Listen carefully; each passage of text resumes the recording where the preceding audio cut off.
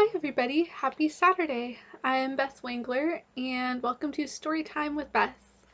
What this is that every month I do a read aloud where we spend some time together and I read from one of my stories. We've been going through The Weaver's Blessing, which is a fairy tale novella. It is an original fairy tale with some influence by Snow White stories, and I will read the blurb for you who are just getting started with us. May this land ever draw its strength from the purity and fortitude of its rulers' hearts.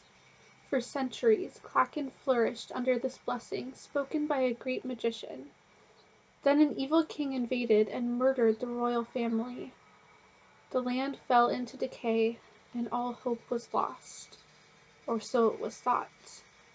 With the king's hunters sent after her, can Princess Elaine save herself and her country, or will evil destroy all hope? So, we are very close to the end of the story. There's going to be spoilers pretty soon, so if you haven't read chapters 1 through 17, you might want to go catch up on those before continuing on with this. Oh, yes. So right now we're live on Instagram. I'm also recording this and we'll put it up on Facebook. Or not Facebook, on YouTube right after. It's Saturday morning and my brain isn't fully functional yet, but we will do our best. So to recap what has happened so far. Princess Elaine escaped when King Eric of Kingraff attacked, and she had been living with a family in the woods in the far corner of the kingdom for a while. When she turned 18, the land started recognizing that she was still there and that she had a rightful claim to the throne of the kingdom of Klacken. And so the land started coming back to life because it had been in decay since evil King Eric had conquered. Since then, Elaine has been running from the king, and he sent some slave hunters after her. None of them have been successful so far.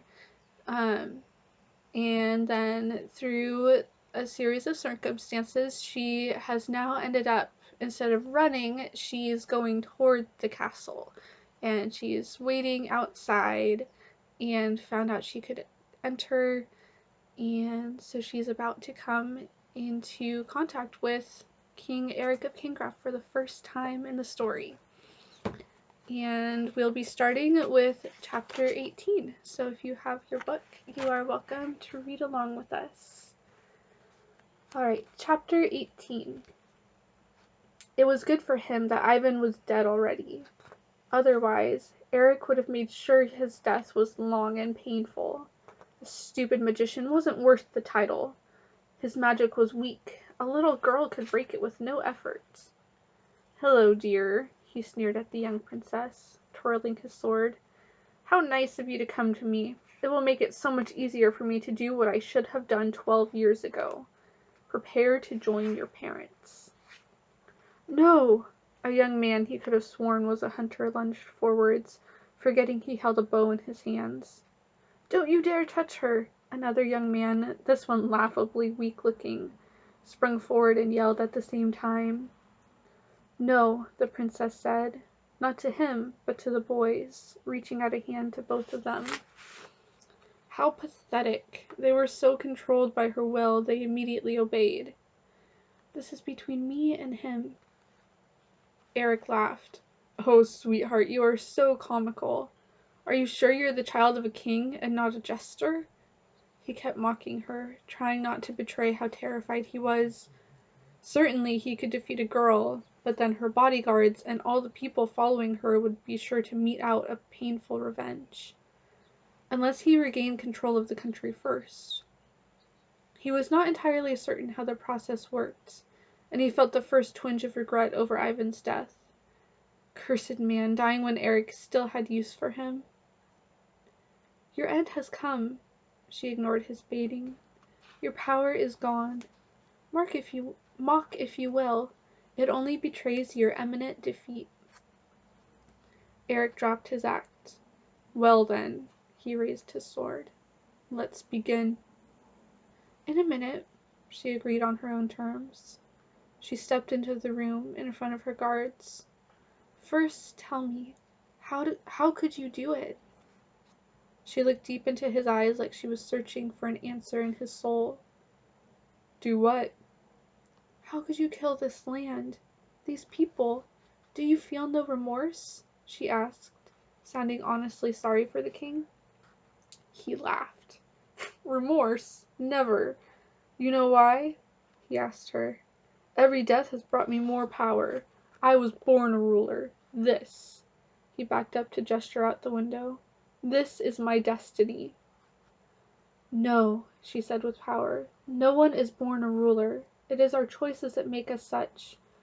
You seek power by killing. That is not power. That is fear and hatred, and it pays you back with death. You may have forced these people and this land into subservience, but they will never serve you willingly. They will never respect you. That is true power." "You delude yourself with your fantasy," he replied, "but I need not listen any longer. Draw your weapon, or this will be too easy," he barked, starting forward from the window. But one of Ivan's books of magic, it had been rattling all day, like it wanted to fly, shot up off the table, straight into Eric's face. He let out a scream that was too high-pitched to admit that it came from his mouth, and slashed with his sword. Before he realized he was backing up, he bumped into something and tripped. Then air was rushing by him. He finally got the book away from his face, just in time to see the courtyard ground rushing up. Chapter 19. He should leave. The king was dead. She had been crowned queen. All was right in the kingdom. Now was time for him to obey his promise to himself and leave the princess to find happiness with Jeremy. Yet Brandon could not bring himself to do it. It wasn't the abundant, delicious food that kept him there, or the finery of his surroundings. It wasn't being actually clean and in new clothes that fit, sleeping on a real mattress, or even having a solid roof over his head every night. There was no denying it. He simply could not physically bring himself to leave her. He felt like a horse on an invisible tether, and Elaine was the peg at the other end. It was not as if he always felt he was always in her presence. He usually tried to avoid her, or so he told himself. When he wandered the halls in the hopes of catching a glimpse of her, he ignored the inconsistency in his lack of reasoning. He was disgusted with himself, but he knew the truth. Brandon was trapped by the foolish hope that she might love him too. The garden was about as far away as he could go without feeling the inexorable pull of her gravity drawing him back. Right now, he hated himself. Hated his weakness that prevented him equally from speaking his heart to her and from departing immediately as he ought to. Things were going well, but if he stayed, undoubtedly they would not remain that way for long. With these thoughts plaguing him, Brandon retreated to the garden, where he wandered the hedges. These bushes were planted and pruned to form a sort of maze that provided peaceful solitude for those who would seek respite from the pressures of castle life. Along the paths were thin beds and pots of sweet-smelling, colorful flowers, with benches and fountains scattered tastefully throughout. There Brandon wandered, lost in thought. He did not hear the voices he was approaching until they were clearly audible, just on the other side of the hedge. He stopped short then. He knew those voices well. What did you want to talk about, Jer?" Elaine was asking. "It's Lainey. We've known each other almost all our whole lives, right? We can speak freely with each other, can't we?" Jeremy asked. "Of course," Elaine gave him permission. "Thank you. Perhaps you already know this, but I cannot live any longer without saying it. Elaine, I've loved you for years," Jeremy confessed. "Oh, Jer," Elaine responded, and Brandon waited no longer to eavesdrop. At once, the tether that bound him to Elaine was broken. Jeremy was proposing marriage, he could tell, and Elaine would surely accept. With a firm, steady gait, the former hunter strode out of the garden into his room. There he grabbed his old familiar pack, which he had never unpacked, and made his way to the stable for his horse. In minutes it was saddled and he was mounted, heading out of the city. At the gate he paused and looked back, allowing himself one moment to mourn the loss of his first love. Then he set his face forward. He had lingered too long. Now he was ready to find Claire and begin a new life, far from what could have been. Chapter 20. "Oh, Jer," Elaine looked at him with so much affection, but not the right kind of love. "Hear me out, Lane," he begged, standing in front of her. "I think I already know your answer, but I have to ask anyways. Could there ever be any chance you might love me enough to be my wife?" Elaine looked at him with sorrow that her words would hurt him. He knew her answer before she spoke. "Jer, He interrupted her with half a smile. "You think of me only as a brother, right?" he guessed. She bit her lip and nodded. "And there's someone else," she blushed, taking great interest in the rose bush by the side of the path. "The hunter," he said, matter of fact. "How did you—" "Oh, it's pretty easy for me to read you," he answered her unfinished question. They resumed walking, and he put an arm around her shoulders in a brotherly gesture. "You have my blessing, too. You'll be good for each other." "Jer," she protested, "you talk like we're engaged. I don't know if you've noticed, but he's been distant. Ever since was insane. He's been like a complete stranger. Like we didn't fight together, defeat a troll together. Like we never almost confessed our love on his deathbed." That last bit took him by surprise. He knew something had happened between them before he found Elaine, but it sounded more serious than he had guessed. "I think he needs a good punch in the head," Jeremy offered. He grinned when he succeeded in eliciting a laugh from her. "No, don't do that," she said, before only half joking. "If anyone's going to punch him, it'll be me." They talked for an hour, turning to matters of state, until it was time for meal. The hunter was missing from the table. "Greg," Elaine asked one of the servants, an older man who had served her father before King Eric's arrival, "could you please let Brandon know the meal is ready?" There was a note of worry in her voice. The servant shifted uncomfortably. Forgive me, your majesty, I thought you knew." Elaine went completely still. "Knew what?" Greg cleared his throat. "Knew that Mr. Founder had left the castle an hour ago. He did not look like he would be returning." Elaine looked so pale, Jeremy feared she would faint. He laid his hand over hers, which gripped the tablecloth like it was her lifeline. "Breathe, Lane," he prompted in concern. She did start breathing again, but tears started rolling down her face. "Where did he go?" Jeremy asked Greg. "I'm afraid I don't know, sir," he replied. "Please send our best trackers after him," Jeremy asked. "He's important to our queen, and she never got to give him his reward for saving her life." "Yes, of course," Greg agreed, hastening to do just that. Jeremy did his best to comfort Elaine, but she was still mainly unresponsive, in shock. When night fell, Greg led in 4 men of different ages. They bowed to the queen, and one stepped forward to give a report. "Your Highness," he said nervously, "we searched all around the city, and on every path, but we could find no trail of the man you sent us after." Jeremy could have smacked himself for being so stupid. Of course, the best hunter would make sure he did not leave a traceable trail anywhere he went. He thanked the man and did his best to deal with Elaine, but he was worried for her. "Elaine, say something," he begged. She looked at him slowly, focusing on his face with difficulty. "There is nothing to say." Her voice was dull. "Life goes on. I have a country to lead." It physically hurt him to watch her raise herself up with as much effort as if she had aged 50 years in one day, and walk out of the throne room with stooped shoulders and a bowed head, as if she were an old woman whose life had been wretched rather than a queen. Chapter 21. This will be our last chapter today.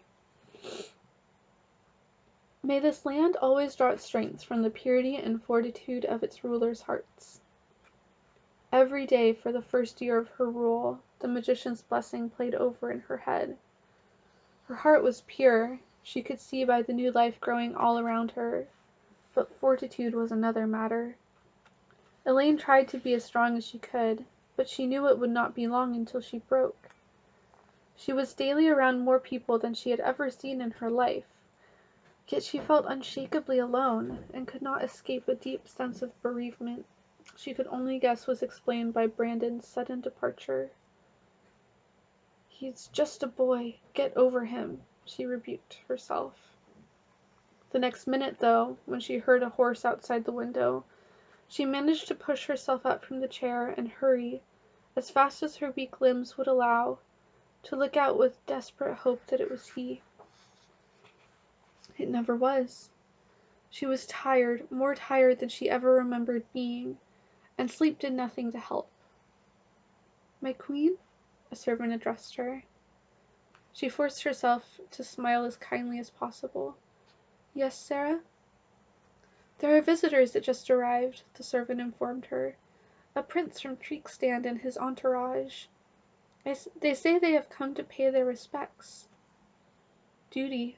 That was the one thing, other than love for her people, which kept her going. "Thank you. Would you please—" "Never mind." She had almost slipped and asked her to notify Jeremy. Her heart sank even further, remembering him. 7 months before, he had taken her aside and told her he needed to leave for a time. She still could not entirely figure out why he needed to leave. He had spoken in such generalizations that she had barely figured out he was saying goodbye. She was truly alone among people she scarcely knew. Elaine met the Prince of Treekstan on her throne, her first experience with foreign relations. "Prince Rhett of Treekstan," he was announced. They spoke of diplomatic nothings until supper, and enjoyed a rather awkward meal of polite small talk.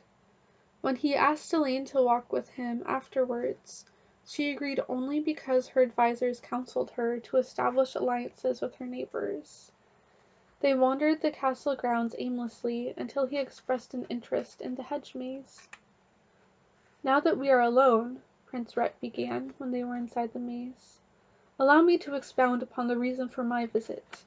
Let me put your situation frankly. You are a young, inexperienced girl who suddenly took control of a country no one had turned an eye to for a decade, because it was worthless. Under your rule, it has suddenly become like a different country, one which the kings around you will find very attractive. I spoke just recently with the Prince Regent of Castlalonia, and he is already speaking of what he would do with Klacken if it were his." "Thank you for warning me," Elaine said, her brow furrowed as she considered what she could do to protect her people. Rhett laughed. "You're welcome, but I did not finish.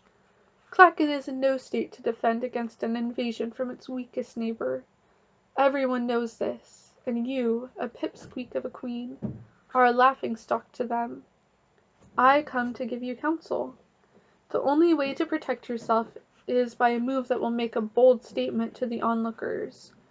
Guard your throne by making an alliance through marriage to a powerful state.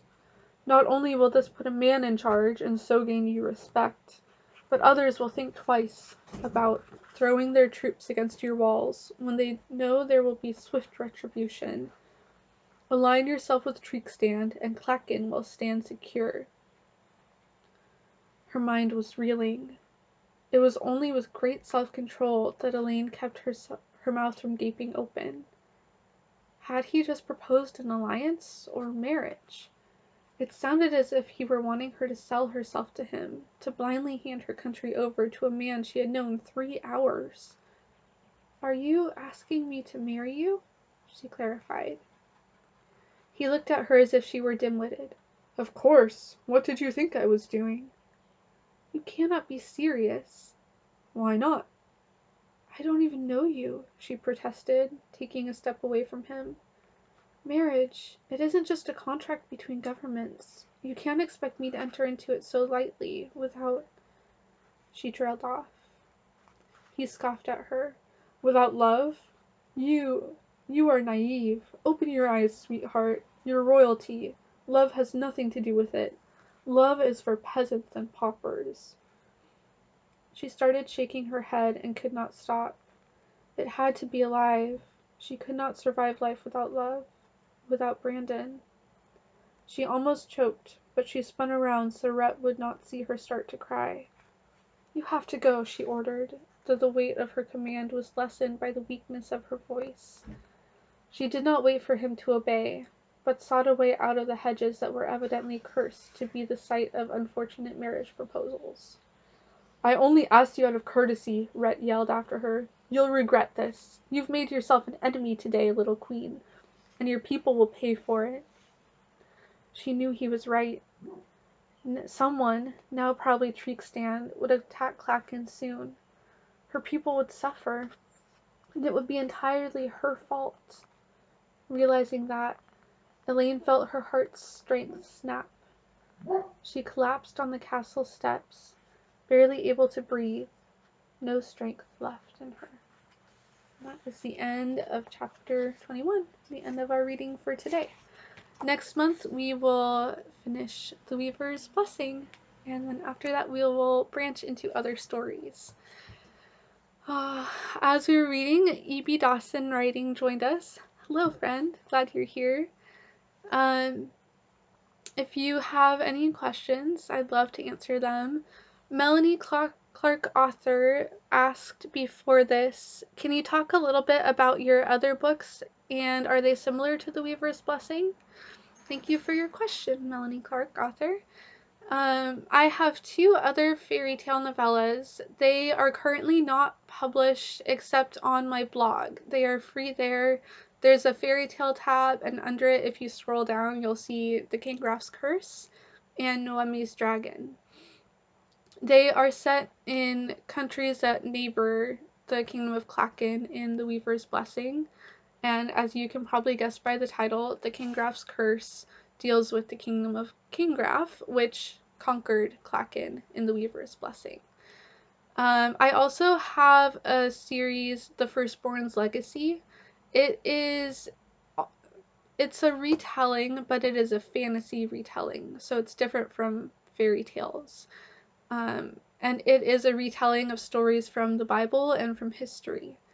So it is pretty different from the fairy tales. It's set on a different planet, but I think all of my stories have kind of a similar feel to them. I try to make them seem cozy and homelike for readers, and to turn something new and familiar into to turn something old and familiar into something new and refreshing. So yeah. For The Firstborn's Legacy, there's The Lake of Living Water is a short story prequel. It is free for newsletter subscribers. On Instagram, you can find the link in my profile, and on YouTube, you can find the link down below. Child of the Cates is the first novel in the series. It's a retelling of the story of Moses and the Exodus. And then I have a series of short stories, Steward Stories, which are kind of bridging the gap between Child of the Cates and Book 2, The Steward's Apprentice, which hopefully is coming out sometime next year. And the Steward Stories are also free for newsletter subscribers, so lots of exciting stories. And yeah, eventually all of my stories are going to be connected in an expanded universe, but it's not clear yet through the books how the fairy tales tie to the fantasy series. So you'll have to just keep reading and waiting, probably many years, to find that out. Okay, E.B. Dawson says, love how your shirt matches the cover of the Weaver's Blessing. Thank you, E.B. Dawson. Flowers are my favorites, as you can see. I'm surrounded by them here. As far as announcements for the rest of June, the only big announcement is that Steward Story number 4 comes out at the end of the month. It will probably be very, very close to the last day of the month, honestly. I had a lot of difficulty writing the story and then realized that I was chickening out of writing the ending that it needed. So now I'm revising it, but that always takes a while. And Ginevra the Glowing tells a story of a brother and sister. The sister is a steward with a great deal of faith, and the brother is just trying to protect her. I love them very much, and I'm excited to share this story with you all. Thank you for joining me today. I hope you have a lovely rest of your June, and if you're somewhere where it's summer right now, I hope you stay cool and survive. Have a great rest of your Saturday.